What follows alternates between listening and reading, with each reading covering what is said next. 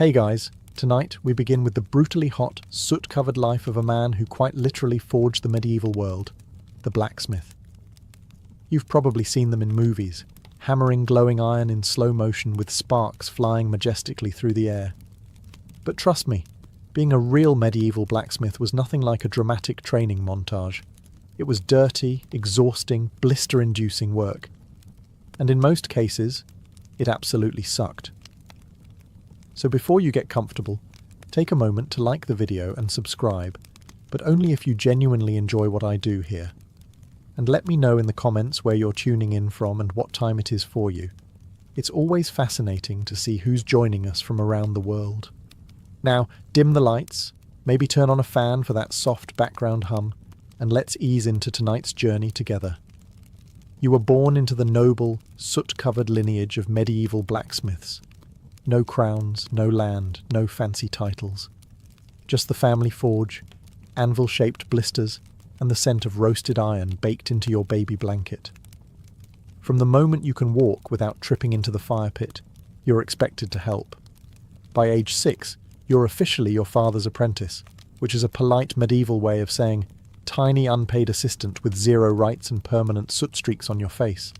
Your toys, tongs, your playground, a dirt floor next to a furnace hot enough to cook your eyebrows.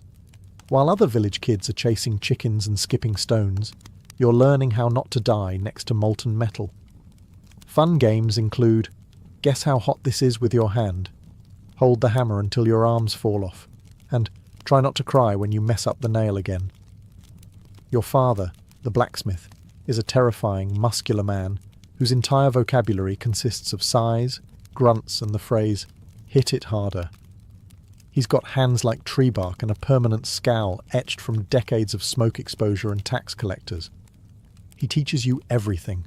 How to shape iron, how to fuel the fire, how to keep your mouth shut when a knight insults your work. You don't ask questions. You just observe, absorb, and obey. Mostly because asking questions results in a flying horseshoe and a week of silent treatment. Holidays? Nice idea. You don't get those. The forge doesn't take breaks, and neither do you.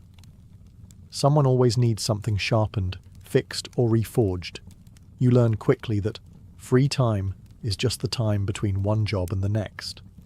And while you're technically learning a trade, what you're really learning is pain tolerance, heat resistance, and how to fall asleep standing up. By the time you're 10, you already smell like iron, swear like a miner, and have arms strong enough to carry water buckets that weigh more than your dog, assuming the dog didn't run away from the noise 2 years ago. This is your life now. Welcome to the family business. Hope you like sweat, smoke, and 70 years of back pain. If you thought you'd get a few good years of playtime before the hammer came down, think again. Childhood, in the medieval blacksmith's world, is more of a suggestion than a phase.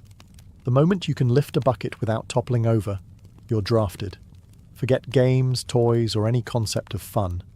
Your playroom is a smoke-stained shed filled with sharp objects and open flames. Your jungle gym? A rack of tongs next to a pit of glowing coal. One wrong step, and you're getting an unscheduled lesson in how long your skin can sizzle before Dad notices. Your official job title might be apprentice, but what it really means is do everything no one else wants to do and get yelled at anyway. You stoke the fire, pump the bellows, sweep the floor, clean the tools, restack the coal, and try not to get impaled by a falling horseshoe. All before breakfast. You get paid in food, stern nods, and the occasional grunt of mild approval, which in blacksmith language means you didn't completely ruin that today. Meanwhile, the village kids you once knew are out in the fields, maybe throwing sticks or learning how to milk goats. You envy them, even if they do smell like cheese and manure. They might grow up to be farmers or shepherds, humble jobs, sure, but ones that involve fewer glowing weapons and surprise burns. You, on the other hand, are learning to make nails by hand. Nails. Thousands of them. Bent, twisted, and reheated again and again until they're straight enough to hold some lord's chicken coop together. If you're lucky, your father lets you swing a hammer on your own, right after he points out every single thing you're doing wrong. And don't even think about saying, "I'm tired." That phrase doesn't exist in the forge. Fatigue is weakness. Burnout is for candles. You keep swinging, keep sweating, keep smiling, or at least keep from crying where anyone can see. Because in the eyes of your master, who is also your dad, you're not a child anymore. You're a blacksmith in training, and the training never ends. The forge isn't just where you work. It's your entire existence. It dominates your senses, reshapes your muscles, and rewires your brain. By the time you're in your teens, it doesn't just feel like a place. It feels like a living creature, a hot, smoky, temperamental beast that you must feed, control, and fear. You know the sounds by heart. The bellows wheezing, the iron hissing in the water, the sharp clang of hammer on metal echoing like a war drum. There's a rhythm to it, like some brutal medieval symphony, and your body moves in time with it, whether you're awake or half asleep. You stop noticing the heat after a while. That's not because it gets easier. It's because you've simply accepted it, like gravity or taxes. You know which stones get too hot to sit on, which coals burn quickest, and which parts of the floor are secretly trying to murder your feet. Your skin darkens from smoke, not sun. Your clothes, the same soot-stained tunic and leather apron you wear every day, smell like a mix of scorched wool, grease and desperation. You don't own many things, but you do own this forge. Not on paper, mind you. Your father still technically runs it, but in practice, it owns you. You start to forget what silence sounds like. The hiss, the clang, the crackle, it's constant. When the forge does go quiet, it's almost unsettling. You find yourself twitching like you're missing a beat in a song you've been forced to memorize since childhood. Your friends, assuming you've kept any, barely see you. He's probably at the forge becomes your default status. You're not a blacksmith. You are the forge. A two-legged extension of fire and steel. And strangely, a part of you starts to love it. Not the burns, not the blisters, but the feeling when the shape finally comes out right. When the horseshoe fits. When the blade gleams. When the metal bends to your will. For a moment, you're not just a kid covered in soot. You're a creator, a crafter, a necessary gear in the medieval machine. Then the moment passes, the next order arrives, and the fire roars again. Time to get back to work. By the time your friends are just starting to grow into their teenage limbs, yours already feel like they've been through a siege. While they're getting taller and stronger, you're getting stooped, scarred and stiff. Your arms are thick, but not in a heroic knight lifting a sword way, more like teenager who's been repeatedly attacked by anvils. Your back? A tragedy, hunched from hauling metal and leaning over the forge for hours a day. Your knees? They creak when you crouch. Your shoulders pop every time you lift a hammer, which is every few seconds. So now that's just part of your personal soundtrack. And your hands? Let's talk about your hands. You used to have fingers. Now you have iron-tipped claws. They're blistered, cracked and stained with soot so deep, even the Nile couldn't wash it off. Cuts are common, burns are daily, and your fingernails? Half of them are permanently blackened or missing. When someone offers you bread, you hold it with the same delicacy you'd use to cradle a hedgehog made of glass, because every knuckle already feels like it's been cursed. There's no such thing as recovery time. Pull a muscle, keep working. Twist your wrist, use the other one. The forge doesn't care that your elbow is screaming. Iron doesn't wait politely while you rest. And let's not forget sleep. You'd think with a day full of hammering and hauling, you'd pass out easily. But no. Your muscles ache so bad you can't lie still. Your ears are still ringing from 10 hours of clanging. And your arms twitch with phantom swings like you're sparring ghosts in your dreams. You ache in places you didn't know could ache. You smell like pain. Even your pain has pain. And what does your father say about this? Good.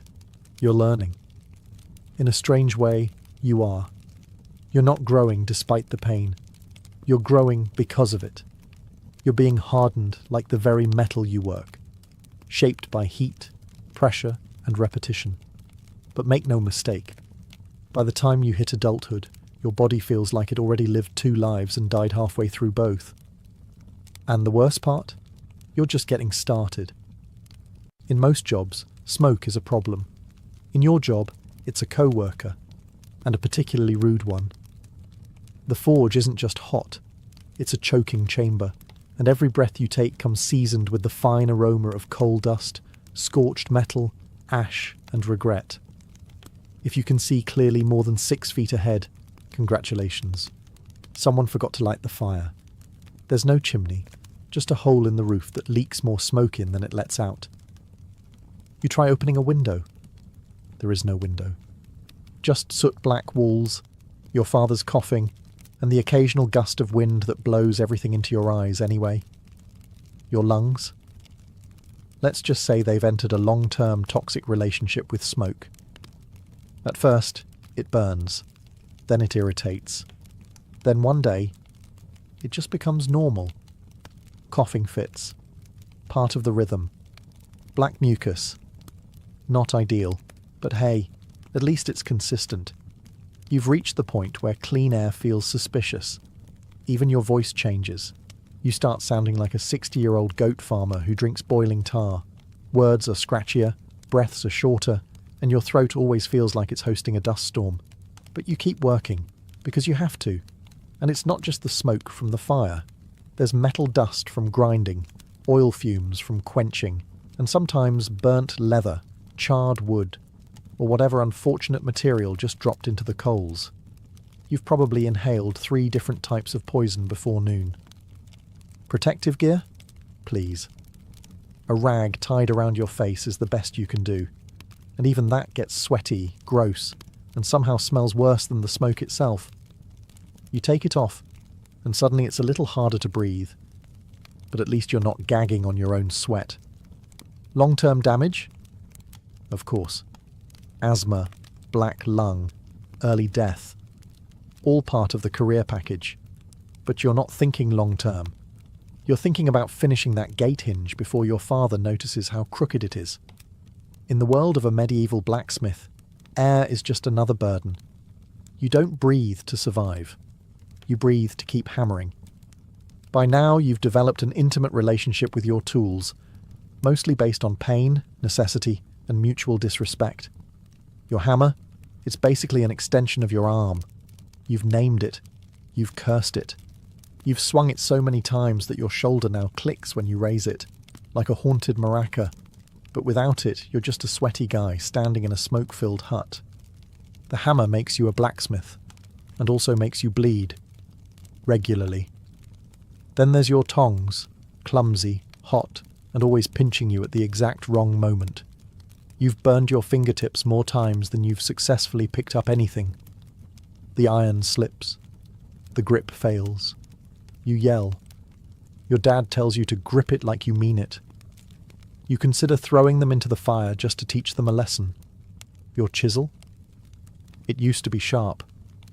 Now it's mostly a suggestion of a blade, because you've used it to shape, split, scrape, and occasionally pry open stuck doors when your neighbours lock brakes. Files, awls, punch tools, rivet sets. Your tool bench looks like a medieval torture rack. And honestly, it kind of is. You've been jabbed, crushed, pinched, sliced, and impaled by every item you own. Your fingers have memory now. They flinch at the mere sight of a new tool. Your apron. It's meant to protect you, and it sort of does. If by protect you mean catch hot metal shards and hold them close to your body like a smouldering hug. It's more scorched than stitched, and the leather stiffens like a corpse every winter. And yet, despite all this, you care for these tools like they're family. You sharpen them, oil them, line them up each night, because if one breaks, you're done. You can't work, you can't earn, you can't eat. No tool, no income. So yes, your tools are your life. But don't be fooled. They've also declared war on your fingers, spine, and sanity. Every day they whisper, "We help you survive, but we'll also slowly destroy you." And you say, "Yeah, that sounds about right. Now pass the hammer." You don't wear a crown, carry a sword, or lead armies, but without you, the village stops functioning by Tuesday. You're the blacksmith, and everyone needs you all the time, for everything. You're the medieval equivalent of customer service, tech support, and roadside assistance rolled into one soot-covered figure who smells like smoke and shame. The knight needs a new sword? You make it. The farmer breaks a plough? You fix it. A monk's bell cracks, a baker's oven door jams, a shepherd's gate latch won't close. Guess who gets called? That's right, you. Every single time. And they all act like you've just been waiting for their problem. They show up unannounced, mid-swing, covered in mud and entitlement. I know you're busy, they say, but could you just... The phrase that haunts you. But here's the best part. You never get thanked. They assume it's your duty, that you were born to serve. If their hoe works, their door closes, or their shield holds, they nod and walk away like you were the lucky one. As if you should be honoured to repair their rusty bucket at sunset for half a loaf of stale bread. Payment? Often inconsistent. Sometimes in coin, sometimes in goods, sometimes in promises they forget by next market day. One man paid you with a dead chicken good for soup. It wasn't. You're also the go-to fixer for problems that don't belong to you. Bent hinges from someone sitting on a gate. You fix it. Broken dagger from a drunk fight. You fix it. Mysterious piece of iron no one can identify, but absolutely must be fixed. Yep, still you. Yet, when the village praises anyone, it's the knight, the priest, or the miller with the extra fat goat. You, your background noise. A necessity. A reliable tool, not a person. But here's the secret. You know. You know they couldn't last a week without your work. Their fields would stall, their homes would fall apart, their horses would limp. And while they may not sing songs about you, their entire world is quietly held together by your hands. You'd think peace would be good news. No raiders, no bandits, no screaming noblemen demanding a new sword by sundown. But for you, peace is terrible for business. Because you, the blacksmith, may work on ploughs and hinges, but what really pays the bills is war. When there's fighting, everyone needs you. Weapons, armour, arrowheads by the hundreds. Even horseshoes wear down faster under the weight of panicked cavalry charges. You're flooded with work, the forge burns brighter, the coins roll in. You may be exhausted, but your belly is full, and your debt to the alehouse, momentarily forgotten. But then the war ends. The local lord declares a truce, the knights stop marching, and suddenly your orders vanish. No more swords, no more helmets, just a farmer asking if you can sharpen a sickle, and maybe accept 3 onions as payment. And sure, you can make household goods, cauldrons, door handles, cooking spits. But there's not much profit in it. Everyone wants you to work like a wizard, but they want to pay you like a stable boy. You become a negotiator, a beggar, and a merchant all at once, haggling for decent wages like your forge is a stall at market, and don't even think about raising your prices. People look at you like you just cursed their cow. But you're just hammering metal, they say, as if molten iron bends itself into shape while singing church hymns. You start to miss the chaos.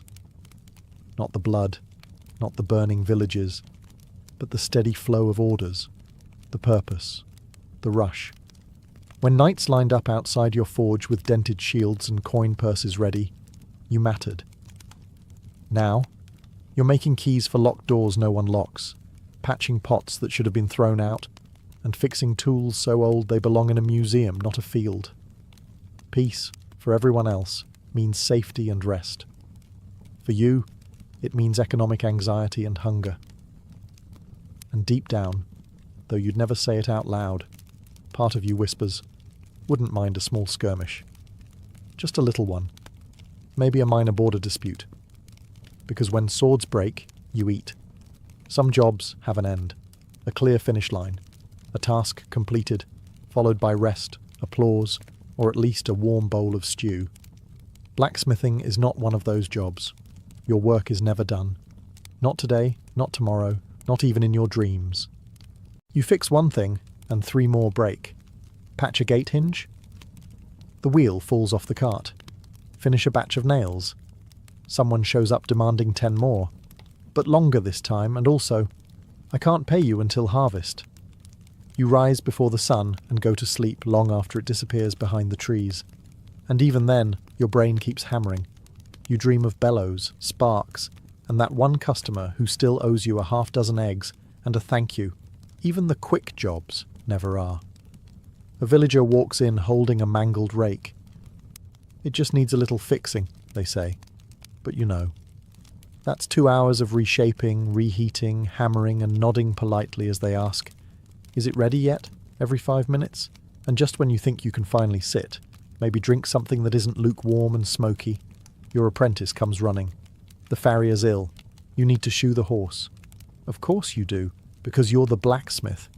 And around here, blacksmith means everyone else's last resort. The forge demands attention constantly.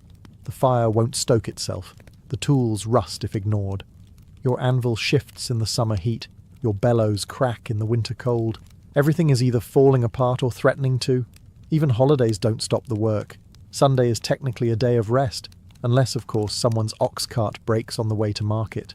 Then suddenly, you're in your apron, half awake, praying the priest doesn't walk by while you're hammering on the Lord's day. You don't keep a to-do list. That implies there's a point when it'll all be crossed off. There isn't. Because blacksmithing isn't a job. It's a cycle. Work, fix, repeat. Until your body gives out, or your hammer does. And the worst part, you kind of love it. You'd think that pounding hot iron all day would earn you at least 2 things, a good meal and a solid night's sleep. Wrong. In the life of a medieval blacksmith, food and rest aren't guaranteed. They're luxuries, like clean water or polite customers. Let's talk food first. You work from sunup to sundown, burning calories like a runaway horse. And what do you get? A piece of coarse bread, a bowl of cold pottage that might contain yesterday's turnip, and maybe, a bit of salted pork if it's a special day, which it isn't. You eat standing up, one hand still clutching tongs, the other shielding your food from the forge's ash. Meals are rushed. Conversations are grunts. And if someone knocks on the door mid-bite because their latch is stuck, guess what?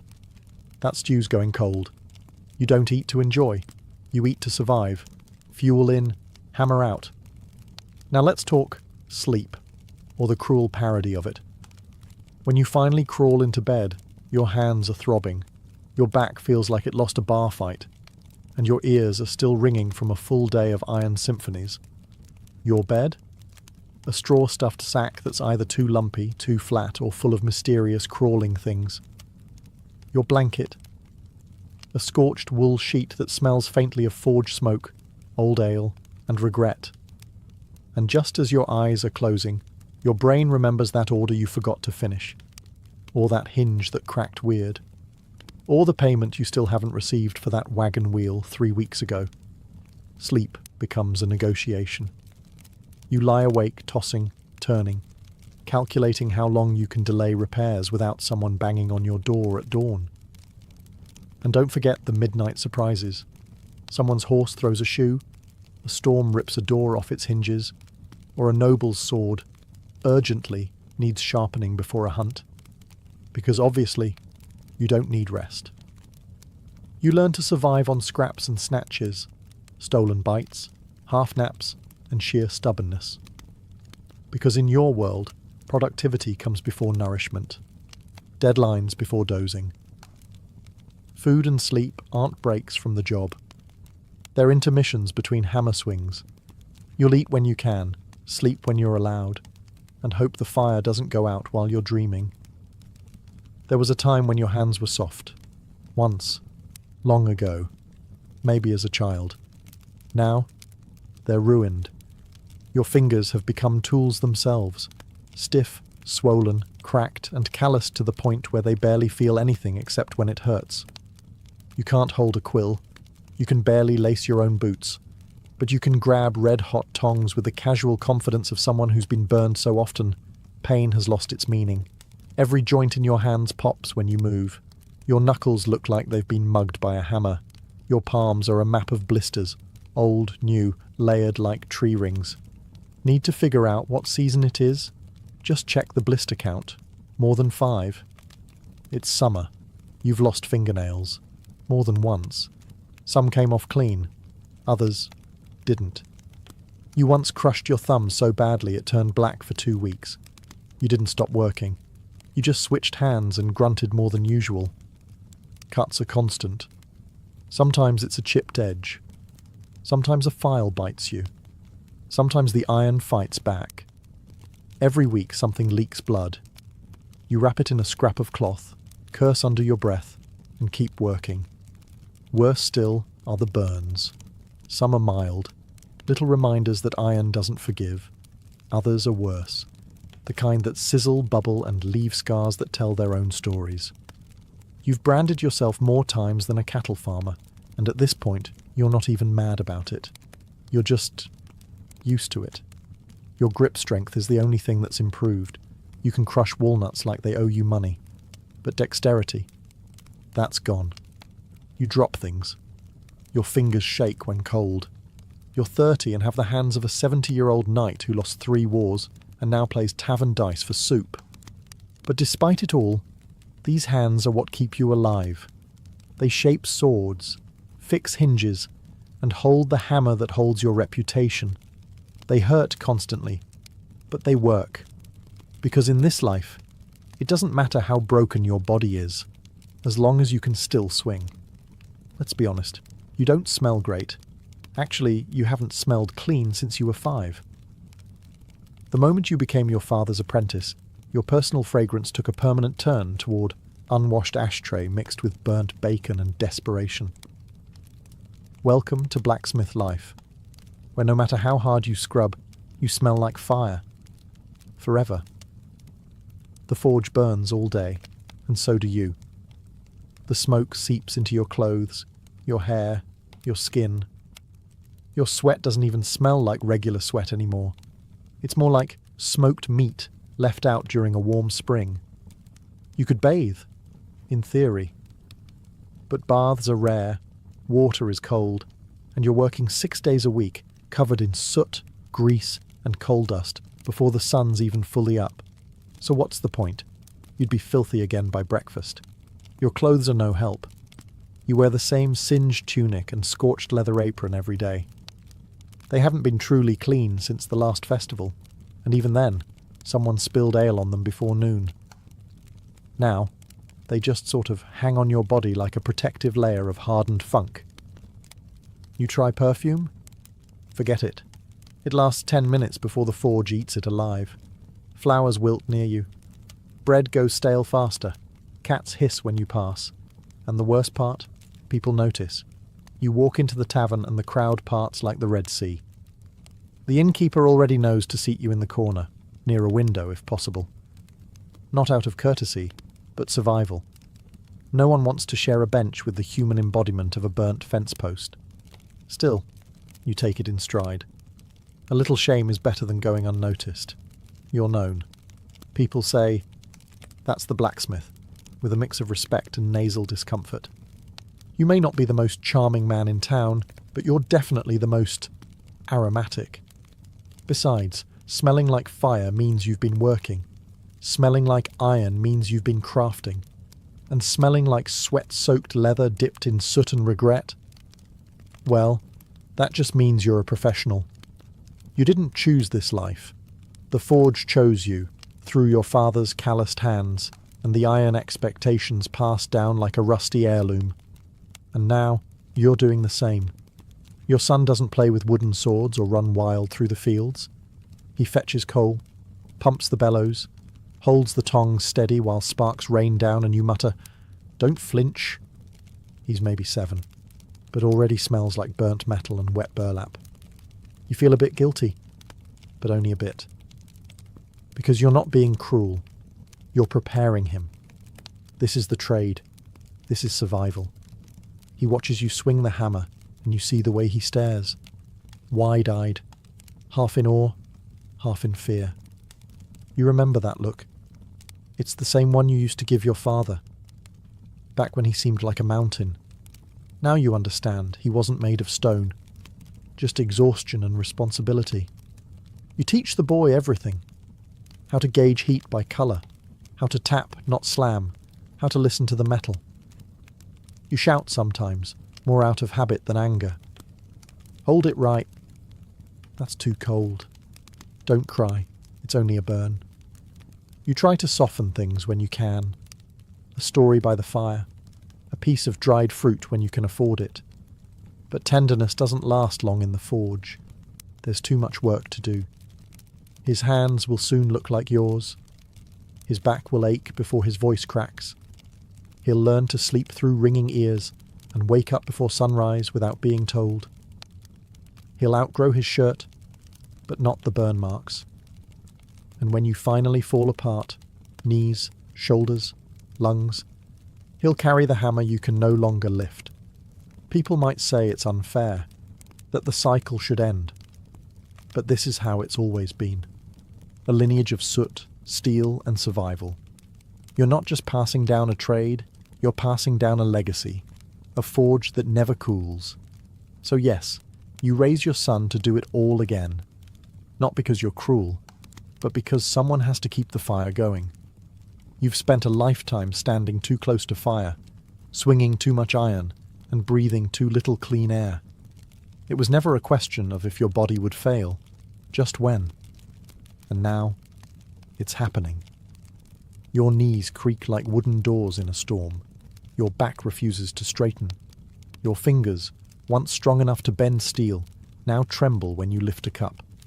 The forge still roars, but your arms won't answer. The hammer feels heavier every day, as if it knows it's nearly time to leave your grip. You don't go out in a blaze of glory. There's no heroic finale, no ballad. You simply slow down. You start handing tasks to your son. You sit more, watch more. He asks you questions, and for the first time, you struggle to remember the answers. The villagers start going to him now. They still nod respectfully when they pass you, but they talk to your boy. He's the one with the calloused hands now. The burns are fresh on him. The ache of the craft has shifted to new shoulders, and quietly, you're proud. You were never wealthy. You never owned land or books or fine clothes, but you were necessary. You kept swords sharp, wheels turning, gates swinging, and farms working. The world didn't thank you often, but it moved because of you. You likely won't see 50. Most blacksmiths don't. The damage piles up, lungs blackened from years of smoke, joints ground down like iron on stone, heart worn out from constant heat and effort. But when you're gone, your work stays. Nails in church doors, blades at noble hips, horses shod and ready to ride. You leave behind no titles, just tools, scars, and a son with a hammer. And that, in your world, is enough. They may bury you in a simple grave, no gold, no statue. Just a name carved in wood, and a forge that still burns in your memory. But every clang that echoes through the village long after you're gone, that's the sound of you, still working. You were never a knight. You didn't ride into battle with banners flying or wear polished armour that caught the sunlight. But you made that armour. You didn't farm the land, but you made the ploughs that carved it. You didn't bake the bread, but you forged the oven doors. You didn't build the castle, but every nail in its beams, every hinge on its gates, they were touched by your fire. You were a blacksmith. And in the medieval world, that meant everything. While nobles argued and kings changed crowns, you stood by your forge, day in, day out, shaping the world piece by piece. 1,000 small things, rivets, hooks, braces, buckles, nothing that draws a crowd, everything that holds the world together. Your life was loud, but your legacy is quiet. No one wrote songs about your hammer, no bard praised your tongs, but every working wheel, every unbroken sword, every barn door that swings instead of falling, that was you. People walked past your forge and saw smoke. They smelled sweat and soot and assumed that was all. But inside? Inside was a symphony of heat and steel, of creation and endurance.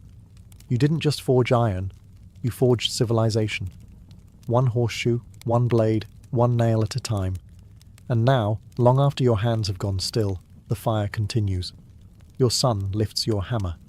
Your grandson learns the heat. Your name might fade from memory, but the tools you built carry on, passed from hand to hand, generation to generation. You were never crowned, never honoured, never celebrated. But without you, nothing moved.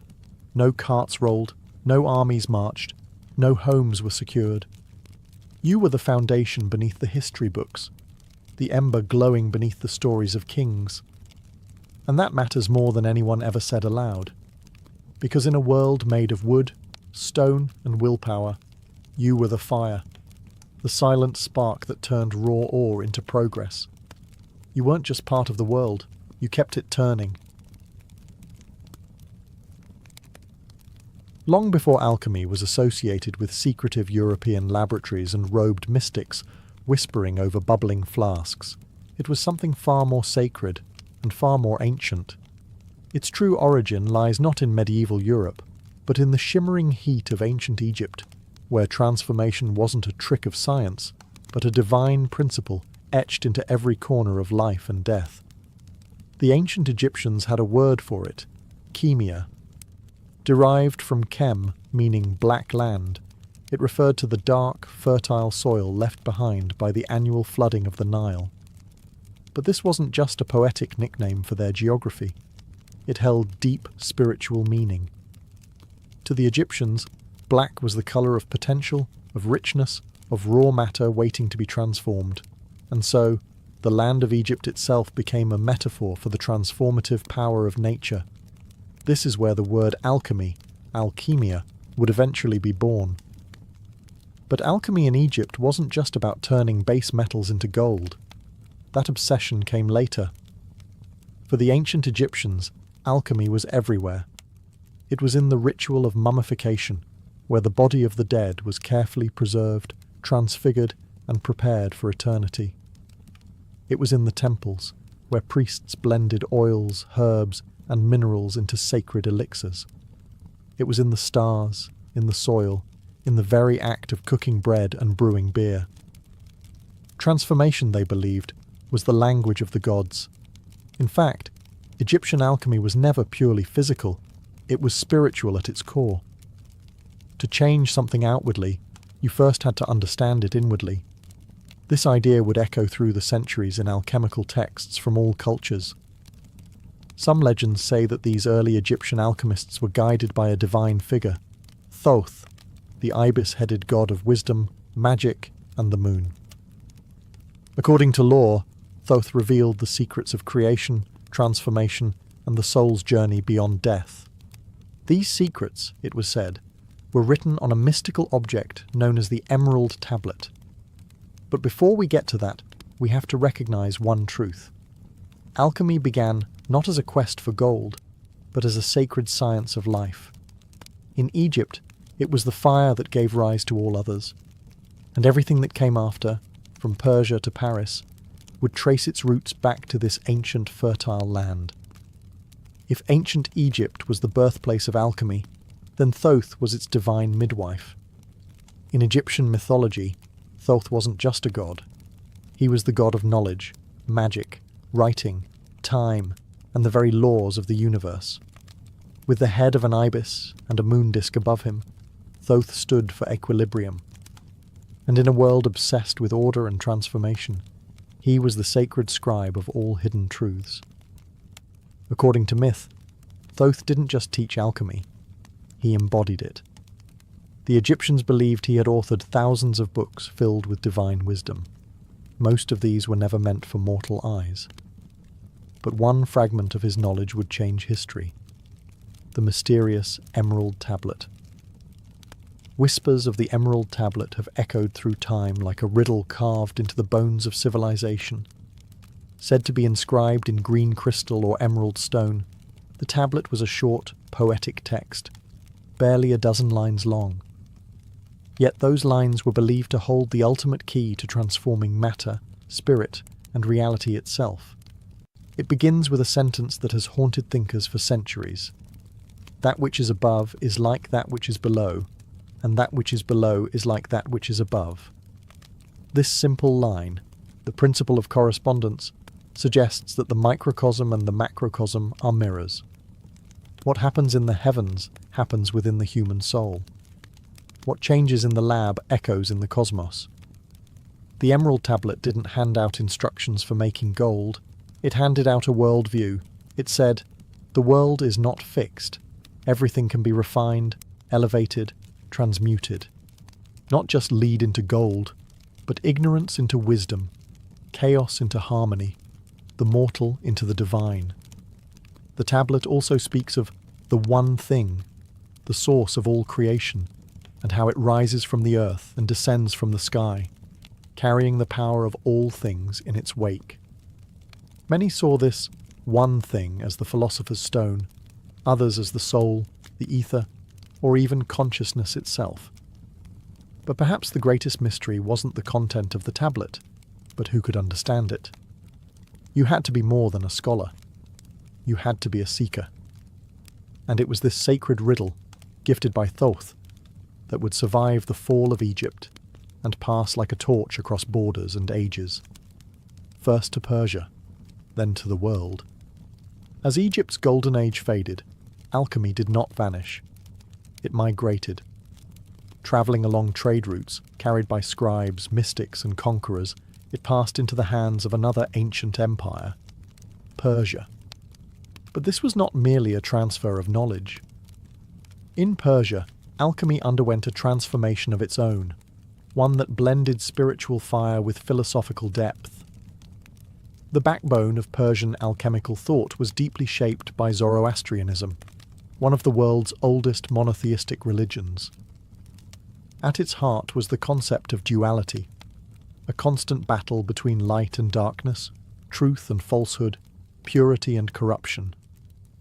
Fire, the purest of all elements in Zoroastrian belief, wasn't just a symbol, it was sacred.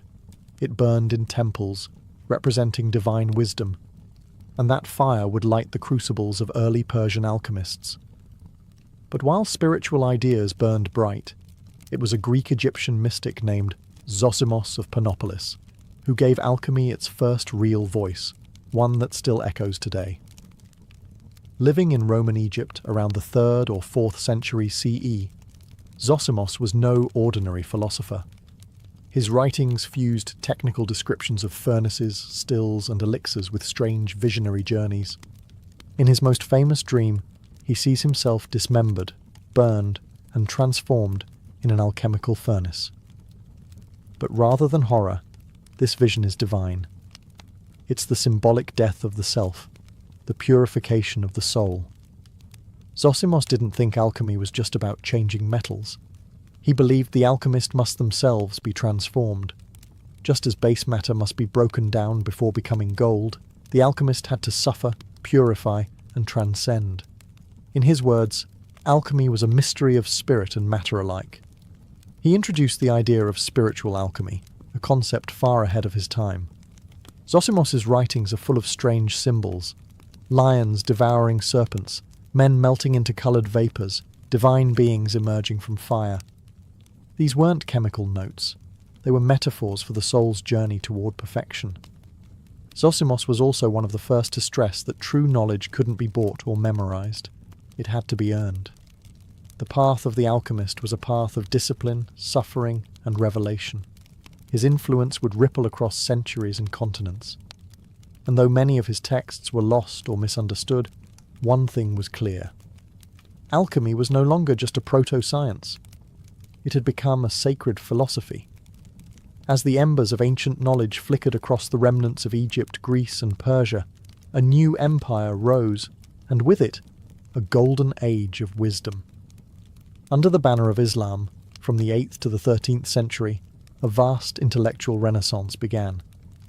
While Europe descended into the Dark Ages, cities like Baghdad, Cairo, and Cordoba became sanctuaries for philosophy, mathematics, astronomy, and alchemy. At the heart of this revival stood a man whose name would become legend, Jabir ibn Hayyan, known in the West as Geber. More than a chemist, more than a philosopher, Jabir was a fusion of both.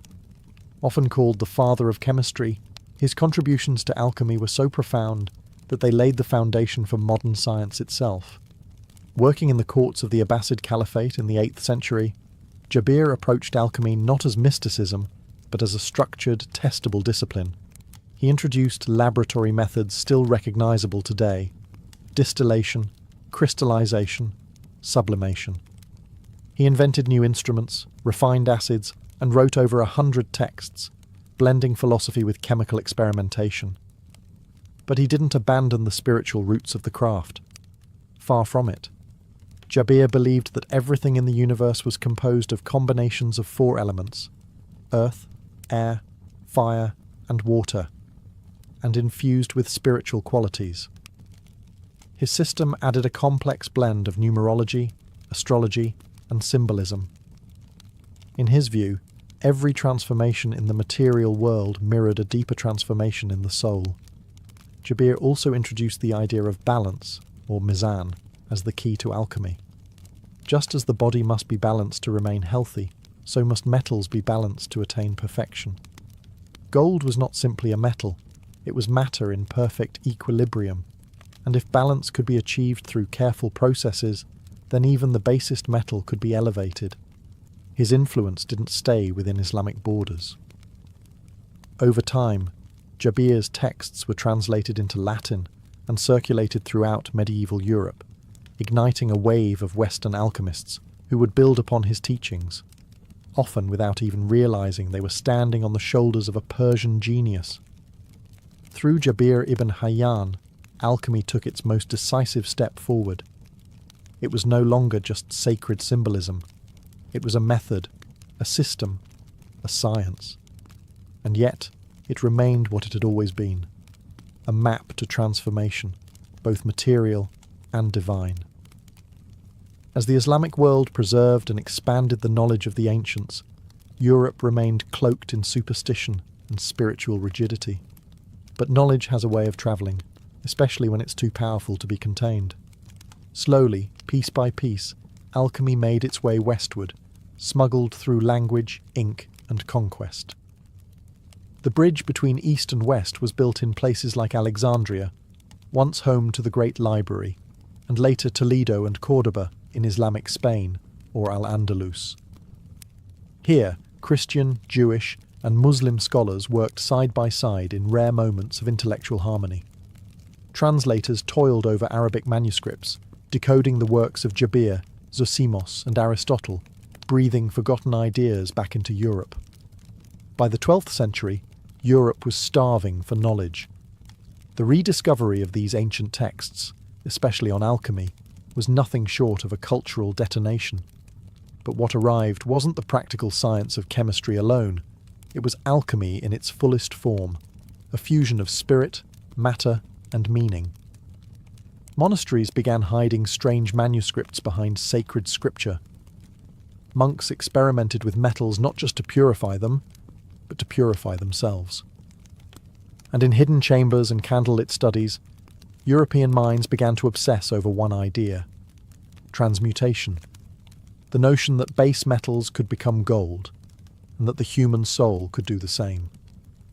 One of the most influential texts to reach Europe was the Turba Philosophorum, or Assembly of the Philosophers, a mysterious dialogue among ancient sages discussing the secrets of nature. Then came the Picatrix, a massive Arabic grimoire filled with astrological and alchemical symbolism. These works didn't just pass on recipes, they carried worldviews, and those worldviews planted seeds in curious minds. The Latin translations of these texts circulated quietly, often disguised as religious or philosophical treatises to avoid accusations of heresy. After all, alchemy posed a threat. It challenged the fixed order of things. If lead could become gold, could a peasant become noble? Could man become divine? The church watched with suspicion, but alchemy's allure was too strong. It offered a hidden path to perfection, outside of dogma, outside of authority. By the late Middle Ages, Europe had taken the torch. The flame that once burned in Egypt, Persia, and Baghdad now flickered in castles, monasteries, and secret societies. Alchemy had crossed the threshold, and it was about to evolve again. By the late Middle Ages, alchemy in Europe had transformed into something almost mythic. It was no longer just an intellectual pursuit, it was a holy quest. And at the heart of that quest lay one object, one idea, one obsession: the philosopher's stone. The stone wasn't just a chemical substance, it was a mystery wrapped in allegory, hidden in symbols and cloaked in riddles. Said to have the power to transmute base metals into gold and grant immortality through the elusive elixir of life, the philosopher's stone became the most sought-after artifact in Western esoteric tradition. But to those who truly understood alchemy, the stone was not physical, it was spiritual. In alchemical manuscripts it went by many names: lapis philosophorum, the red stone, the powder of projection. Some claimed it was a literal red crystalline substance. Others insisted it was a metaphor for spiritual awakening. But all agreed, it was the key to ultimate transformation. Alchemists believed the universe itself was a living organism constantly striving toward perfection. Metals, too, were alive, growing slowly in the womb of the earth. Lead was simply immature gold, and just as nature evolved toward balance, man could evolve as well. The philosopher's stone was the accelerant of that evolution. European alchemists like Albertus Magnus, Roger Bacon, and later Paracelsus devoted their lives to understanding the processes of nature in pursuit of this ultimate truth. They built furnaces, studied astrology, collected rare minerals, and wrote cryptic texts filled with serpents, suns, dragons, and kings, all metaphors for the stages of inner and outer transformation. The stone's creation was said to follow a path called the magnum opus, or great work. It began with nigredo, the blackening, symbolic of death, decay, and the breaking down of ego. Then came albedo, the whitening, purification. Then citrinitas, the yellowing, illumination. And finally, rubedo, the reddening, rebirth, and the emergence of the stone. But why hide this process in metaphor? Because true transformation, alchemists believed, wasn't meant for the uninitiated. The stone would reveal itself only to those who were ready, not just intellectually, but spiritually. To seek the stone was to seek perfection, and while many searched for gold, the wisest alchemists knew the only thing worth perfecting was the soul. As alchemy took deeper root in medieval Europe, it began to slip into the shadows. What was once open dialogue in temples and scholarly exchanges in courts now became hidden practice. The reasons were many: religious scrutiny, political fear, and the simple fact that alchemy's language had become a secret code, decipherable only to the initiated. The Church, wielding enormous power, saw in alchemy both promise and danger. While some Christian mystics embraced it, seeing the transmutation of metals as a mirror of Christ's resurrection, others condemned it. The idea that man could manipulate nature, even achieve spiritual ascension outside of divine grace, was heretical.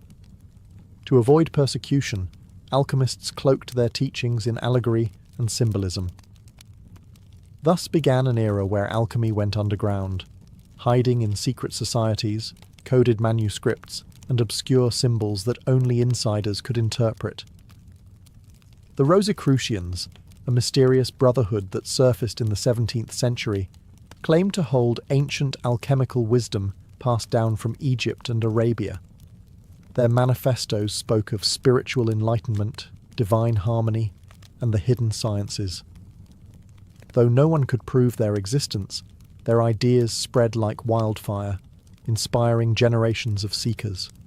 Then there were the Freemasons, whose roots trace back to stone builders, but whose rituals echo deeply with alchemical philosophy: purification, transformation, inner light.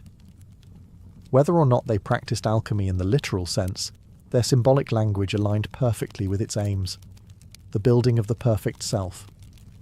Alchemy also found refuge in books of secrets, texts like the Mutus Liber, which contained no words, only a series of strange, symbolic images meant to communicate the great work without uttering a single sentence. Other manuscripts were written in green language, a form of wordplay, puns, and poetic double meanings that concealed their deeper truth. The alchemist's life had become one of duality, outwardly a scholar, physician, or monk, quiet, obedient, inwardly a revolutionary, chasing the divine through fire and metal, spirit and stone. The very secrecy that threatened alchemy also preserved it. Like a fire buried beneath ash, it smouldered unseen, passed down from master to apprentice, generation to generation. And in these quiet shadows, alchemy continued to evolve, not just as an early science, but as a living philosophy. One that would soon encounter its greatest challenge, the birth of modern chemistry. By the 17th and 18th centuries, a quiet revolution was brewing, one that would both inherit and bury the legacy of alchemy. The Age of Enlightenment had arrived. The mysticism and metaphor that once cloaked alchemical thought were no longer welcomed in scholarly halls. In their place came a new language, empiricism, logic, and repeatable results. Alchemy's successor had arrived. Its name was chemistry. This wasn't an abrupt execution. It was a slow, methodical transformation. Many of the earliest chemists were, in fact, alchemists. They simply shifted focus. The goal was no longer spiritual perfection or the transmutation of souls, but measurable change. No more dragons and black suns, just beakers, balances, and precise documentation. One of the final nails in the coffin came with Robert Boyle, often called the father of modern chemistry. In his 1661 book, The Skeptical Chemist, Boyle argued that matter was made up of atoms and that chemical reactions could be explained without mystical forces. He didn't mock alchemy, but he stripped it of its esoteric language. Boyle believed in the alchemist's power to transform, but insisted it must be explained through natural laws, not allegory. Soon after, Antoine Lavoisier would discover the role of oxygen in combustion and disprove the ancient theory of the four elements: earth, air, fire, and water. The periodic table would follow. Laboratories became secular temples of knowledge. Alchemy, with its hidden codes and sacred metaphors, was seen as outdated, an embarrassment to real science. But here's the paradox. Chemistry owed its very existence to alchemy. The tools, the techniques, the curiosity, it all came from the furnace of that ancient craft. Alchemy had walked so that chemistry could run.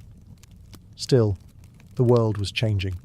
Industrialization demanded results, not riddles. Governments funded laboratories, not lodges. The philosopher's stone was replaced by the microscope, the alembic by the Bunsen burner. What was once sacred had become material.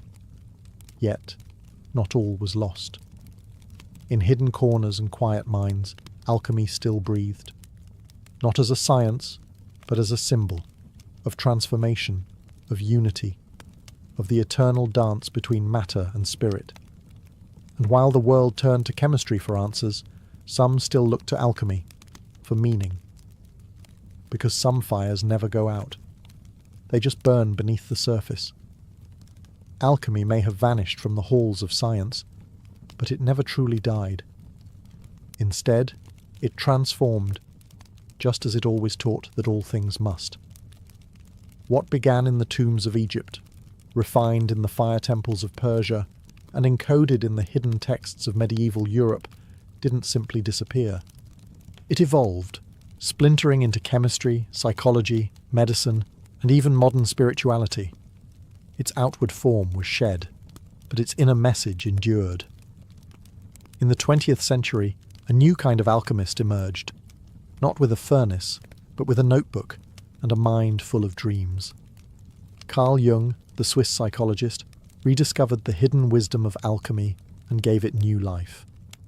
He argued that the ancient alchemists weren't just transforming metals, they were unconsciously mapping the human psyche. The blackening, nigredo, was depression. The whitening, albedo, was insight. The reddening, rubedo, was the birth of a unified self. The philosopher's stone, Jung said, was individuation, the process of becoming whole. Alchemy, it turned out, had always been about more than gold. Today, we see its fingerprints everywhere, in self-help books preaching transformation, in stories of heroes who descend into darkness to return reborn. In the very language we use, words like refine, distill, purify, all echoes of the alchemist's path. Even in science, the spirit of alchemy lingers. Chemists still transmute elements in nuclear reactors. Physicists speak of dark matter and unified fields, with the same wonder alchemists once had for ether and quintessence. The search for the fundamental building blocks of the universe continues, only the language has changed. But perhaps the true legacy of alchemy lies in its insistence on wholeness. It never separated spirit from matter, or science from mystery. It taught that the transformation of the world begins with the transformation of the self, that behind every experiment was a sacred question. Who are you becoming in the process? In a world driven by speed, by technology, by the cold precision of data, alchemy whispers an ancient truth, that to change anything truly, you must also be willing to change yourself. And so, the alchemist's fire still burns, not in crucibles, but in hearts, waiting, calling, transforming. Because alchemy was never just a science, it was a mirror. At first glance, Cappadocia seems like a surreal painting, its surface dotted with towering stone chimneys and rippling ridges carved by wind and time. Tourists marvel at the strange beauty above, but what most never realize is that the real wonder lies beneath their feet. Deep under this Turkish landscape is a forgotten world, a labyrinth of subterranean cities stretching for miles. These aren't simple caves or makeshift shelters. They're entire urban complexes hidden underground, complete with residences, chapels, wells, food storage, stables, and even schools. Some go down as far as 18 stories, housing thousands of people in the shadows of the earth. The most astonishing part? Many of these cities were completely unknown until the mid-20th century. In 1963, a man renovating his home in the town of Derinkuyu knocked down a wall in his basement. What he found behind it wasn't brick or dirt, it was a tunnel. That tunnel led to another, then to a chamber, then to a spiral staircase. He had accidentally uncovered an ancient entrance to one of the largest underground cities in the world. It was as if an entire civilization had chosen to vanish beneath the ground, leaving behind no sign except silence. But Derinkuyu was just one of many. Over the decades, archaeologists have identified hundreds of underground settlements throughout Cappadocia, at least 40 major ones, interconnected through narrow corridors and secret escape routes. These weren't random burrows. They were deliberately planned and engineered. Massive stone doors could seal off passageways from the inside. Ventilation shafts brought fresh air from the surface. Wells tapped into underground aquifers, ensuring fresh water even under siege. Why would anyone build something so elaborate under the earth?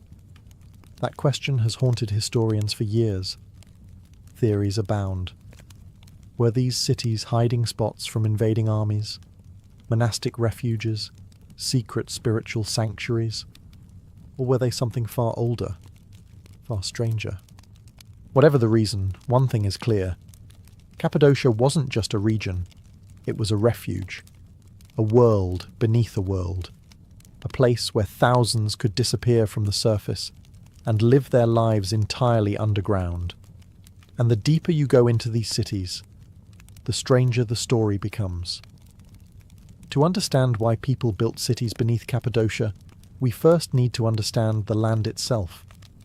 Because Cappadocia is no ordinary terrain. Millions of years ago, a series of violent volcanic eruptions buried central Turkey under layers of ash. That ash hardened into a soft, porous rock known as tuff, a material light enough to carve with basic tools, yet strong enough to hold its shape over centuries. Rain and wind shaped it into strange formations. Fairy chimneys, conical towers, mushroom-like spires. The entire region looked like something torn from a dream, or a different planet. But ancient people didn't just marvel at the rock, they worked with it. early settlers realized that this volcanic stone was a gift. They could carve out homes, chapels, storage rooms, even entire complexes without lumber or bricks. And unlike surface dwellings, these stone chambers stayed cool in the scorching summers and warm during freezing winters. Above ground, they carved churches into cliff faces. But below ground, that's where the real magic happened. It likely began with simple caves, small hideaways to store food, to escape heat, or to shelter from storms. But over time, as threats grew and communities expanded, those caves grew too. They evolved into interconnected rooms, then levels, then networks, and once the digging started, it didn't stop. Entire societies vanished beneath the soil, carving deeper and deeper, not randomly, but with intention. Tunnels connected homes to kitchens, stables to wells, rooms to chapels. They created ventilation shafts that reached the surface and filtered fresh air through multiple stories. They even dug vertical staircases wide enough for people and livestock, yet narrow enough to defend. What's truly incredible is how ancient these structures may be. While many underground cities were expanded during the Byzantine era, some archaeologists believe that the original levels, especially in places like Derinkuyu and Kaymaklı, could date back to the Hittite Empire, or even earlier, around 2000 BCE.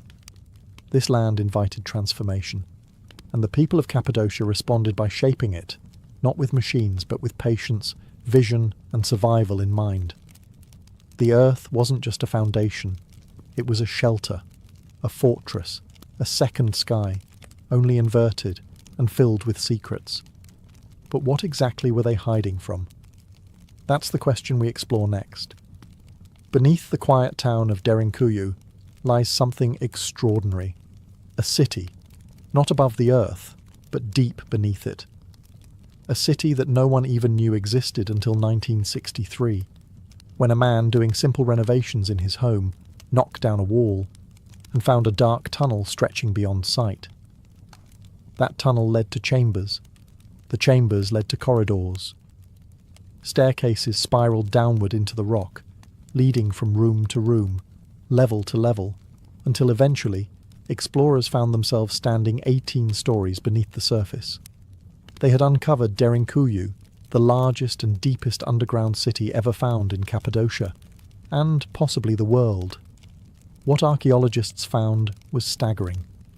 This wasn't a temporary hideout or an emergency shelter. Derinkuyu was a living city, carved entirely out of volcanic stone. It had homes, churches, communal kitchens, wine and oil presses, storage rooms, schools, and even a baptismal chamber. It could house an estimated 20,000 people, along with their livestock and food supplies. It was engineered with remarkable precision. Massive rolling stone doors, shaped like millstones, could be pushed to seal off tunnels in case of attack. These weren't simple blocks. They were perfectly fitted, movable from the inside, and nearly impossible to force open from the outside. Ventilation shafts snaked upward through the rock, delivering fresh air to the deepest levels. Wells accessed underground aquifers to provide water without surfacing. There was even a mission school, complete with study rooms, suggesting that this city wasn't just about survival. It was about continuity, teaching, worship, community. But here's what makes Derinkuyu so mysterious. We don't really know who first built it, or why. Some believe it was expanded by early Christians fleeing Roman or Arab persecution. Others argue the foundations are far older, perhaps dating back to the Phrygians, or even the Hittites, thousands of years before Christ. Why go to such extraordinary lengths to disappear underground? Was it to escape invaders, as many believe? Or was the threat not human at all? Derinkuyu holds no inscriptions, no names, no definitive timeline. Just rooms, tunnels, and questions. And even today, much of it remains unexplored. Because the deeper you go, the less it feels like a city, and the more it feels like something else. To build downward is far more complex than building up. There's no sunlight, no scaffolding, no wide open skies, just solid stone and shadow. And yet, the architects of Cappadocia's underground cities didn't just dig. They designed with remarkable intelligence and precision, creating spaces that could support thousands of lives for months, maybe even years at a time. These cities weren't chaotic tunnels burrowed in panic. They were carefully planned systems, layered like an onion, each level with a distinct purpose. Living quarters were closer to the surface, allowing quicker access to the outside when danger passed.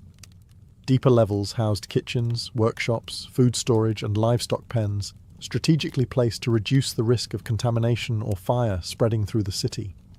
One of the most ingenious features was the ventilation system. Long vertical shafts were carved through the rock to allow air to circulate through as many as 18 underground levels. Some shafts were over 50 meters deep, yet so well placed that fresh air could reach even the lowest chambers. Without fans, without electricity, just gravity and brilliant design. Water was another key to survival. The cities were built around natural aquifers. Wells could be accessed from within, ensuring that even in a siege, residents wouldn't need to emerge for water. In some cities, the well shafts were sealed off from the surface entirely to prevent poisoning by attackers. There were communication tunnels too, some leading to smaller satellite chambers, others connecting to nearby underground cities. In times of danger, messages or people could be moved through the earth itself. And the defense mechanisms were both simple and effective. Narrow corridors that forced invaders to approach single file. Trapdoors that could be dropped. Hidden escape routes leading into valleys or riverbeds. Most famously, the rolling stone doors.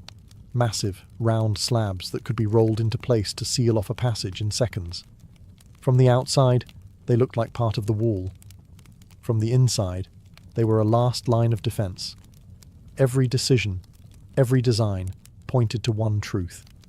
These cities were built for survival, not for days, not for weeks, but for long-term habitation under extreme threat. Which raises the question, what kind of danger required this level of preparation? And was it ever truly gone? For centuries, scholars have asked the same haunting question. Who were the people of Cappadocia hiding from? What kind of threat drove entire populations to dig into the earth, not just for shelter, but to live? The most common theory points to invaders. Central Anatolia was a crossroads of empires. From the Assyrians to the Persians, from the Romans to the Byzantines, the region was constantly under threat.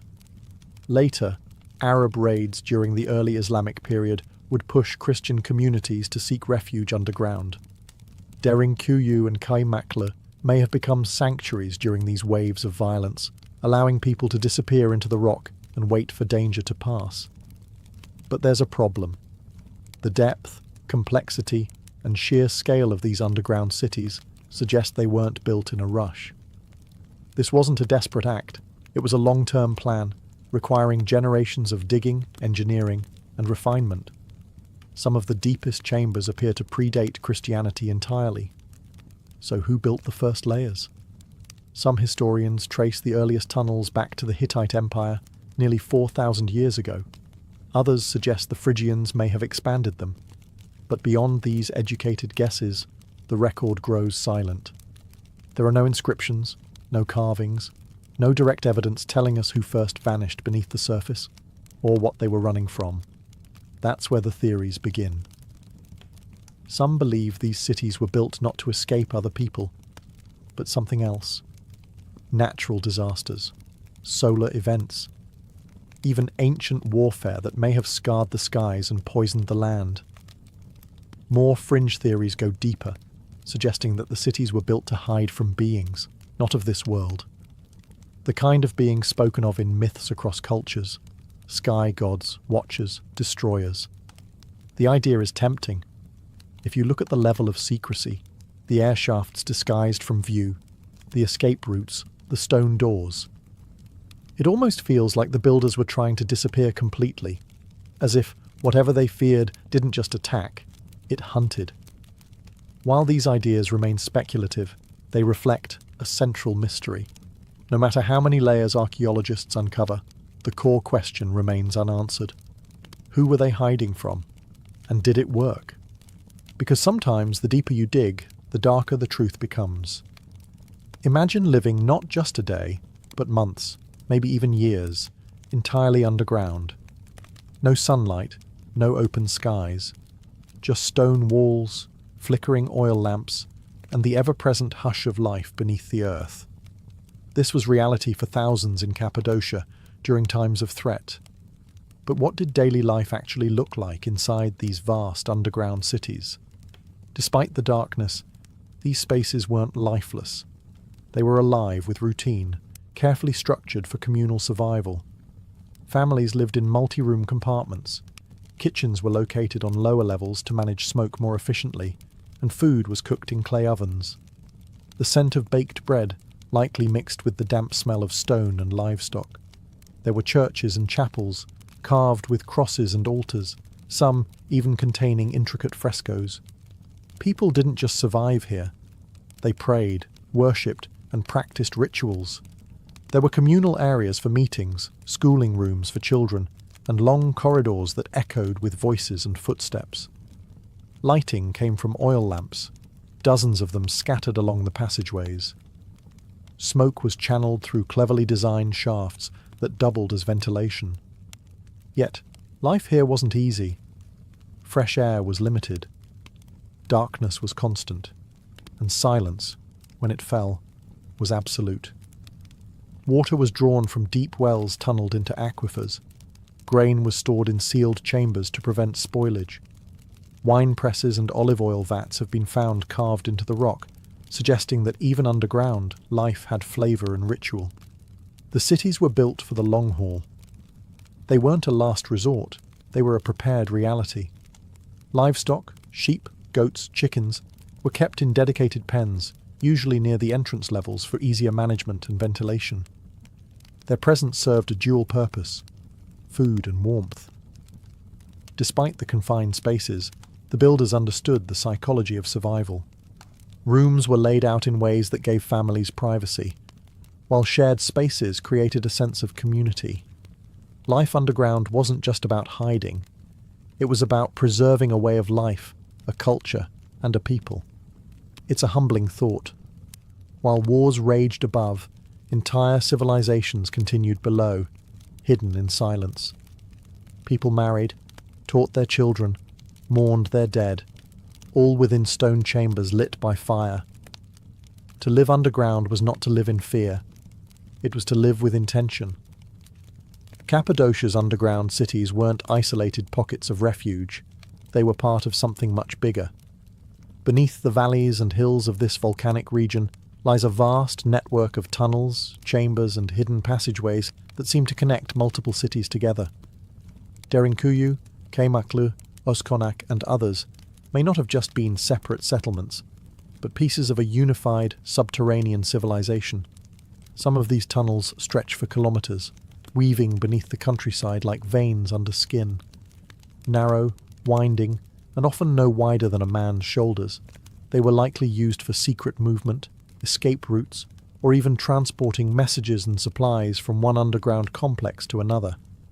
Derinkuyu and Kaymaklı, two of the largest cities, are believed to be linked by such a tunnel, nearly 9 kilometers long.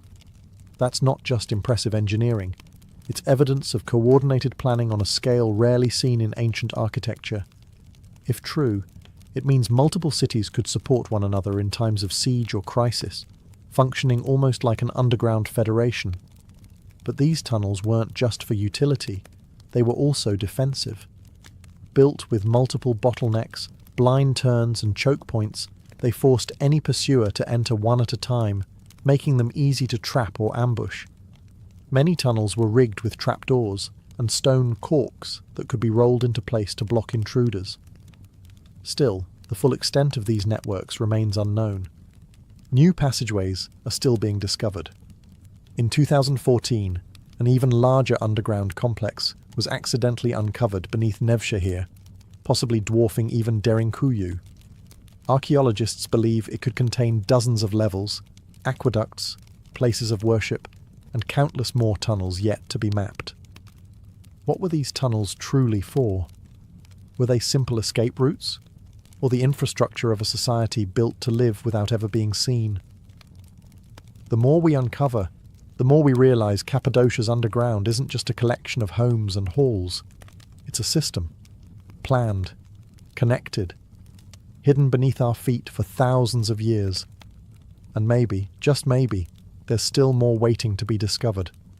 Entire cities, buried not by time, but by intention. Because in Cappadocia, the earth doesn't just hide secrets, it protects them. Despite decades of excavation and study, Cappadocia's underground cities remain wrapped in mystery.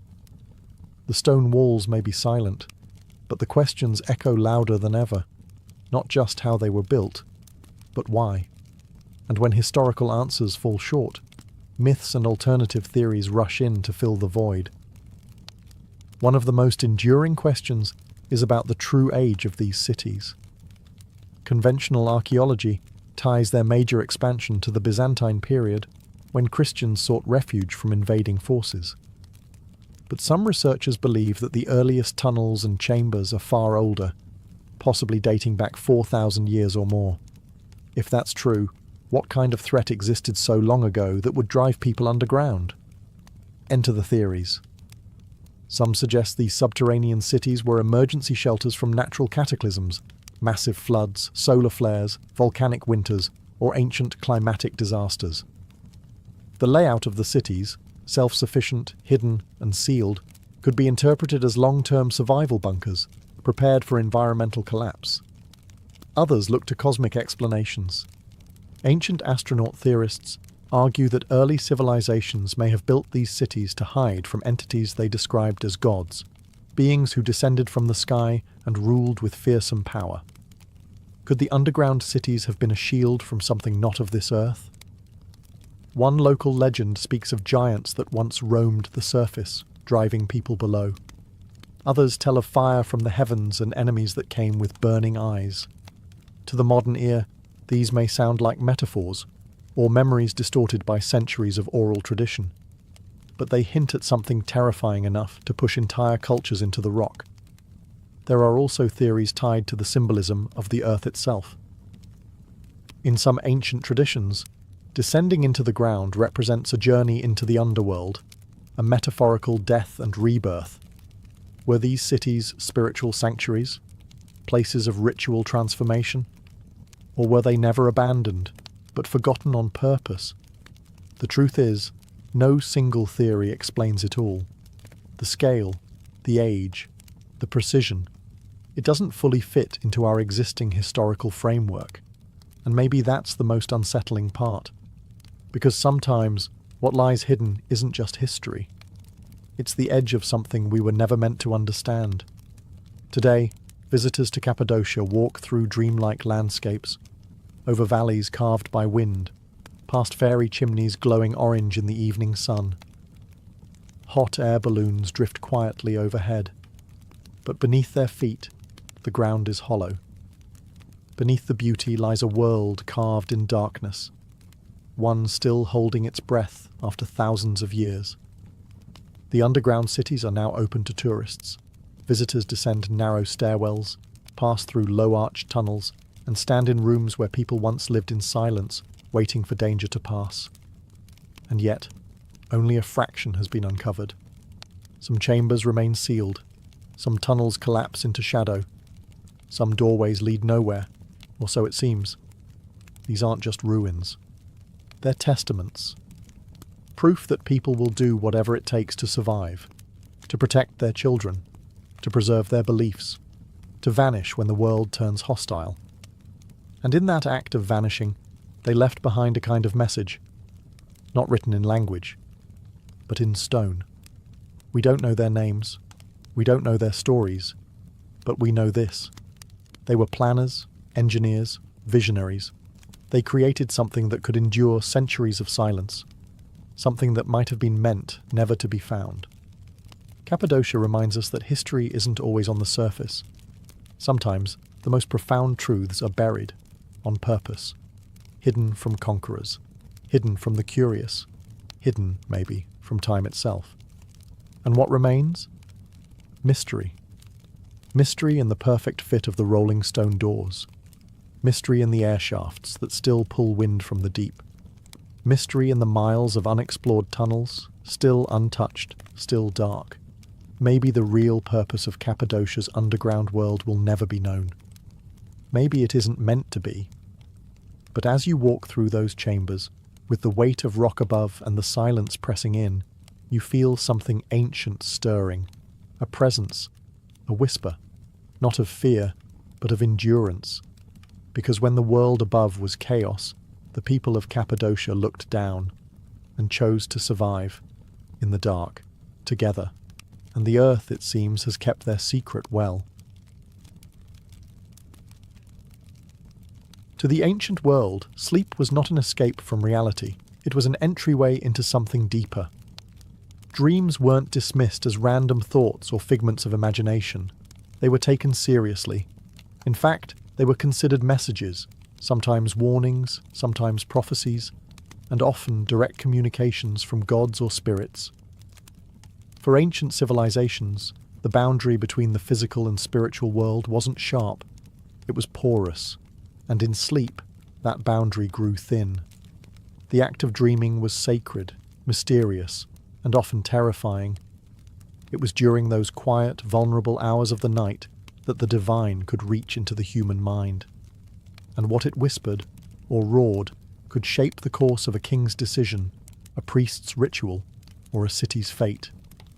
In almost every early culture, from the river valleys of Mesopotamia to the temples of Egypt and the academies of Greece, dreams held an elevated status.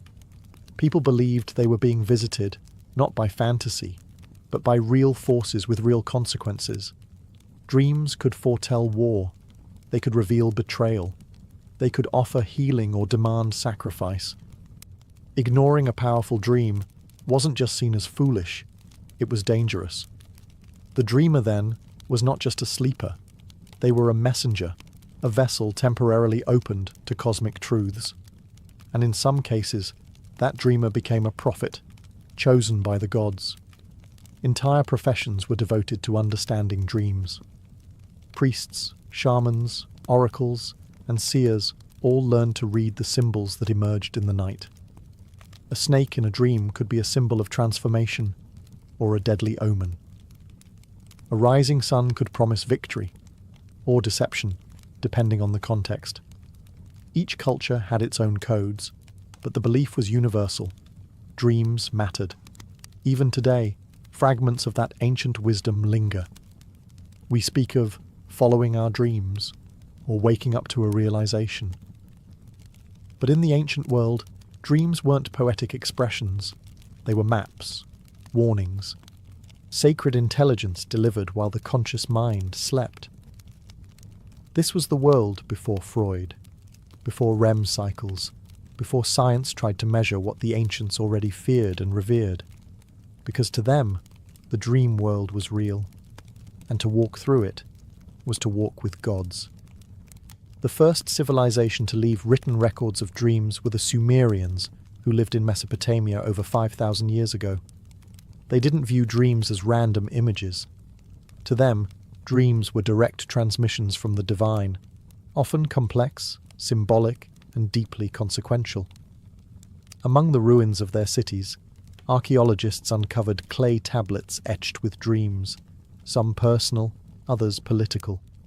Dream interpretation wasn't a novelty, it was a structured practice, taught, studied, and respected. Sumerian kings had court dream interpreters, men trained to decipher the messages of the gods, and whose interpretations could influence the fate of entire cities. One of the most famous examples of this ancient dream culture lies within the Epic of Gilgamesh, one of the world's oldest literary works. In it, both Gilgamesh and his companion Enkidu experience vivid, symbolic dreams. Before embarking on their dangerous journey to slay the monster Humbaba, Gilgamesh dreams of celestial battles and collapsing mountains, visions his mother and priests interpret as divine warnings and veiled prophecies. These dreams weren't ignored. They were consulted as sacred guidance. The Sumerians believed that there were two types of dreams, one sent by gods to help or instruct, and others that were empty, simply echoes of the day.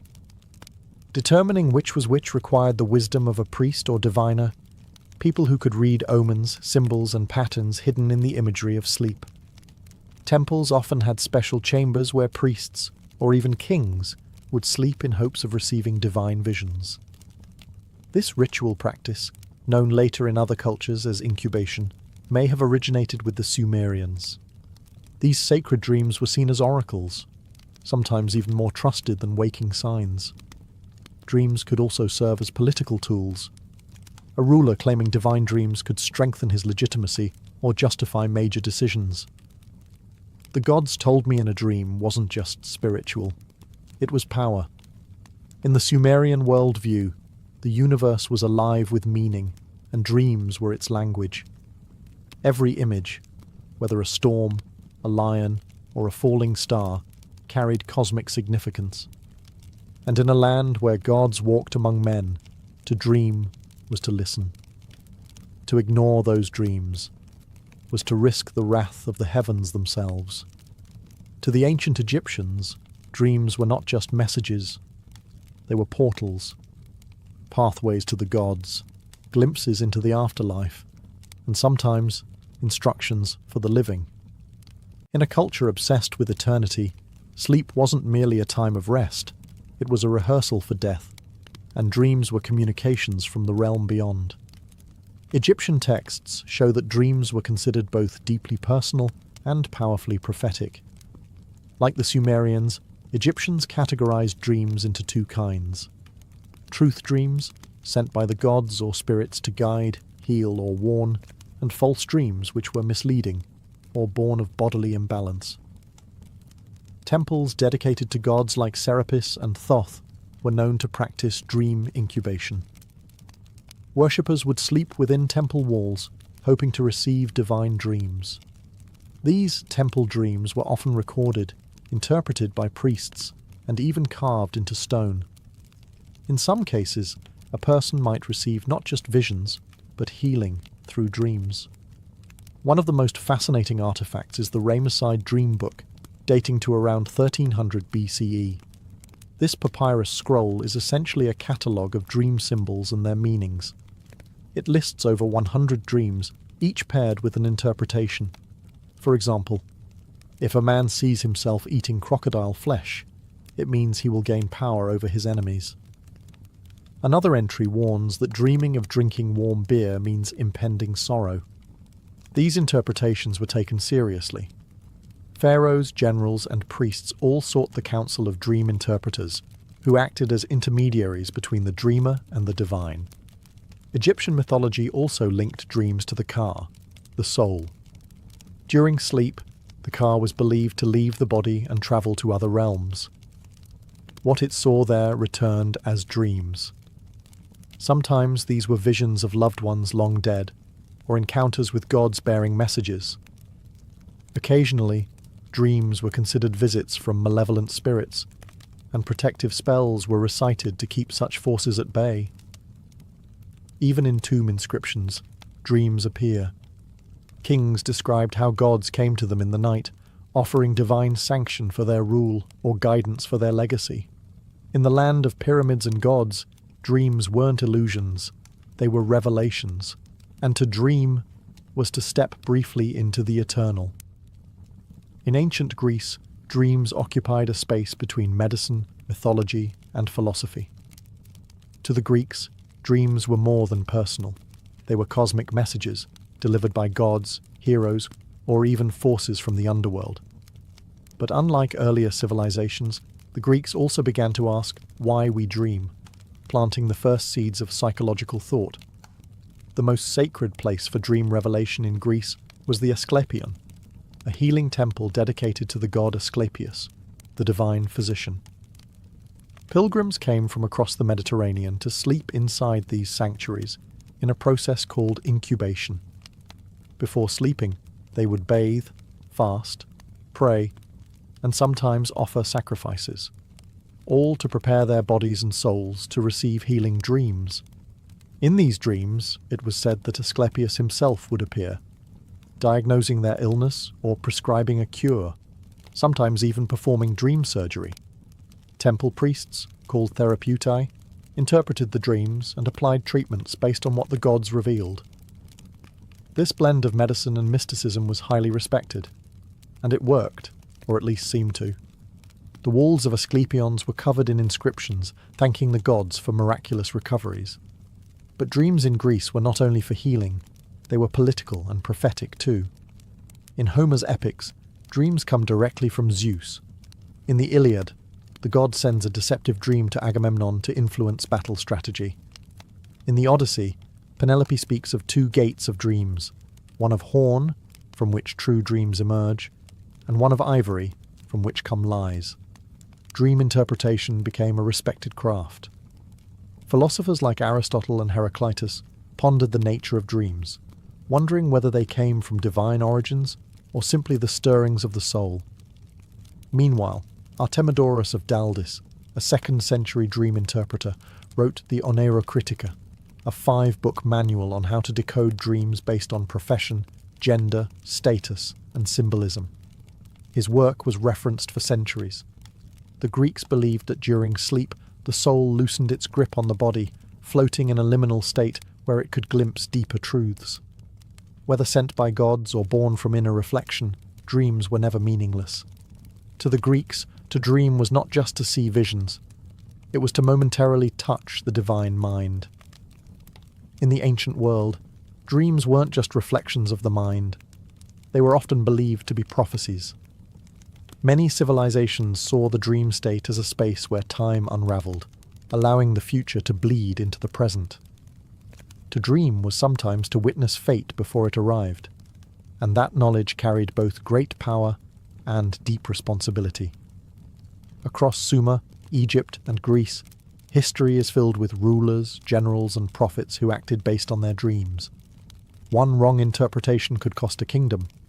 One correct reading could change the course of history. In Mesopotamia, dreams of celestial omens, falling stars, dark suns, or blood-red rivers were seen as signs of coming war or disaster. Priests kept detailed records of these dreams, looking for patterns that might predict the fate of empires. These records weren't just stored, they were consulted during times of crisis. The Egyptians also viewed dreams as divine warnings. Pharaoh Thutmose IV famously claimed his reign was foretold in a dream, one in which the Sphinx spoke to him, promising kingship if he cleared the desert sand from its body. Whether fact or political storytelling, that dream secured his legitimacy in the eyes of the people. In the Greek world, prophetic dreams played out on the battlefield and in political chambers. Before major decisions, leaders sought omens, either through dream incubation or by consulting oracles like those at Delphi, who often dreamt as part of their rituals. Even Alexander the Great was said to have dreamed of the Egyptian god Serapis before conquering Persia, taking it as a sign of divine favour. But prophecy wasn't only for kings. Everyday people also believed dreams could foretell marriage, childbirth, illness, or death.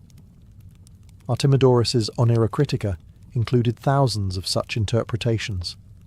Dreaming of losing teeth, a death in the family, dreaming of flight, a sudden change in fortune. The belief in prophetic dreams gave ordinary people a sense of access to the divine, a glimpse into the hidden threads of fate. But it also created anxiety. What if you missed a warning? What if you misunderstood? In a world where gods whispered in dreams, sleeping wasn't just a private act. It was a conversation with destiny. In the ancient world, healing didn't always come from herbs or blades. It often came from dreams. Sacred healing sanctuaries, known as dream temples, existed across many ancient cultures. Here, the sick didn't just seek medicine. They sought divine intervention. And the treatment began not with potions, but with sleep. The most famous of these were the Asclepians in ancient Greece, dedicated to Asclepius, the god of healing. But this wasn't a Greek invention alone. Earlier civilizations in Egypt and Mesopotamia also believed that dreams could reveal cures or offer spiritual purification. These temples weren't places to escape illness. They were places to encounter the source of healing, often through a divine dream. The process was called incubation. A pilgrim would purify their body through fasting, bathing, or ritual sacrifice, before lying down in a sacred chamber, usually at night. The goal was simple but profound: to dream with intent, to open the self to divine contact. In these dreams, gods or spirits would appear, offering advice, cures, or even performing dream surgeries. Some dreamed of snakes coiling around their bodies, sacred symbols of Asclepius. Others saw themselves bathed in light or touched by divine hands. When they awoke, temple priests, trained dream interpreters, would listen, translate, and prescribe actions based on the dream. Sometimes it meant drinking a special brew, walking a certain path, or offering thanks with a sacrifice.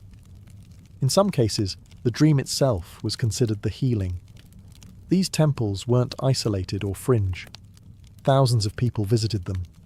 Inscriptions etched into temple walls speak of miraculous recoveries: blindness cured, fevers broken, pain lifted. Whether the healings were physical, psychosomatic, or spiritual, the power of belief and the dream was undeniable. Dream healing crossed cultures.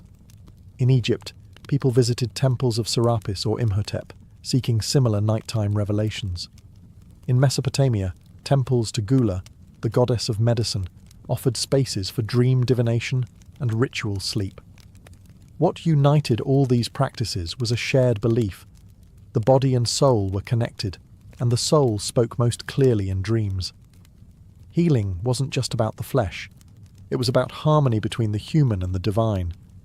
In these sanctuaries of silence, dreams weren't just seen as stories. They were medicine. In the ancient world, the realm of dreams was not only a place of prophecy or healing, it was also a space where the dead could speak. Many ancient civilizations believed that dreams provided a rare and sacred moment when the veil between the living and the dead grew thin. To dream of a departed loved one was not seen as a simple expression of grief or memory. It was often believed that the spirit of the deceased had truly returned, bearing messages, warnings, or unresolved requests. These dream encounters were powerful, emotional, and deeply significant. In Egypt, where the afterlife was central to belief, dreams were thought to offer a direct link to the underworld. The soul, or Ka, was believed to travel freely during sleep, even visiting the dead. If a deceased family member appeared in a dream, it could mean they were displeased, in need of offerings, or simply reaching out with guidance. Egyptians sometimes wrote letters to the dead, left in tombs or shrines, asking for protection or help, hoping the request would be answered in a dream. In Mesopotamia, dream encounters with the dead were treated with reverence and caution. The dead were believed to retain power in the afterlife, and a dream visitation could be a sign that something was amiss, perhaps a neglected burial ritual or an unfulfilled vow. These dreams were often followed by ritual purification or offerings to set things right. The Greeks also took dreams of the dead seriously. In Homer's Odyssey, Odysseus descends into the underworld and speaks with the spirits of the fallen, a vision that mirrors what many believed could happen during sleep. The philosopher Heraclitus once said, "The waking have one world in common, but the sleeping turn aside each into a world of his own." That private world was where the dead could slip through. Even beyond Europe and the Middle East, many cultures held similar views, that the dead were not entirely gone and that dreams were their language. When the voice of a lost parent or child spoke in the night, it wasn't poetic, it was real. To the ancients, sleep was not a place to forget. It was where the past could still reach out, and sometimes ask to be remembered. To ancient civilizations, dreams weren't just messages, they were puzzles. Rich with symbols, strange creatures, impossible events, and celestial signs, dreams were believed to carry coded language from the divine. Interpreting them wasn't easy. It required training, intuition, and often ritual. In Mesopotamia, Egypt, and Greece, Professional dream interpreters operated almost like priests or shamans. They studied vast collections of dream records, memorized symbol meanings, and knew how to distinguish between a true dream and a meaningless one. Their interpretations could influence public policy, medicine, and even warfare. Across cultures, certain dream symbols appeared again and again, and they were rarely literal. A snake might mean danger in one dream, transformation in another. Seeing fire could be a warning of destruction or purification. Flying might symbolize the soul breaking free of earthly burdens, or a longing to escape something in waking life. In Egypt, dream books outlined hundreds of these symbols. Dreaming of drowning might signal an emotional storm to come. Seeing oneself blind could foretell a spiritual awakening, or a painful truth hidden in plain sight. These were not guesses. They were part of a vast, ancient language of symbols, refined over generations. In Greece, Artemidorus of Daldis compiled the Oneirocritica, a 5-volume manual of dream analysis. He emphasized that dream interpretation wasn't universal. Context mattered. A farmer dreaming of a flood meant something very different than a sailor dreaming the same. The Oneirocritica is one of the earliest known texts to suggest that personal experience shapes dream meaning, a remarkably modern idea for the 2nd century. Dream interpretation was also tied to divination. Dreams were seen as one thread in a web of omens, signs, and sacred messages. Dreamers might consult oracles, draw lots, or perform ritual offerings to clarify what they had seen. Some even kept dream journals, inscribed on papyrus or clay, not just for personal insight, but to share with their community. For ancient people, symbols weren't just subconscious images. They were keys, part of a divine language whispered in sleep. And understanding that language meant unlocking the will of the gods, the forces of fate, and the secrets of the soul. To the ancients, a dream wasn't just a story. It was a message in code, sent from the stars. Today, we often treat dreams as fleeting fragments, strange images quickly forgotten after we wake, or at best, material for therapists and artists. But to the ancients, dreams were far more than mental noise. They were sacred, structured, and respected. They offered guidance, healing, connection with the dead, and glimpses of the divine. Dreams were a part of the fabric of life, woven into medicine, religion, and governance. So what happened? As science and rationalism rose, particularly in the post-Enlightenment West, dreams were reclassified. No longer messages from the gods, they became neurological byproducts, electrical impulses, memory fragments, or emotional processing. The sacred became clinical. The symbolic was reduced to chemical. But even now, in moments of grief, change, or deep intuition, dreams still matter. We still search them for meaning. A dream of a lost loved one can bring closure. A recurring nightmare can reflect stress or a truth we don't want to face. Modern psychology, beginning with Freud and Jung, tried to reclaim some of that ancient understanding, recognizing that dreams hold power, even if we no longer call it divine. What the ancients understood is that the dream world is not separate from life. It is a mirror reflecting not only our fears and desires, but something bigger, something eternal. Whether it was a god speaking from the darkness, a warning about tomorrow's storm, or the voice of a parent long buried, dreams offered something society could not provide during waking hours. A conversation with the unknown. And maybe that's what we've lost. The humility to listen to what sleep might be trying to tell us. Across time and civilization, one belief remained constant. Dreams are not random. They are doors. And the question isn't whether they're real, it's whether we're willing to walk through them. In every ancient temple, every scroll and tablet, we hear the same whisper: pay attention. Close your eyes, not to forget the world, but to understand it. Because in the silence of night, when the noise of the world fades, we might just hear what the Sumerians Egyptians and Greeks already knew. That dreams are not echoes of the mind. They are the language of the soul,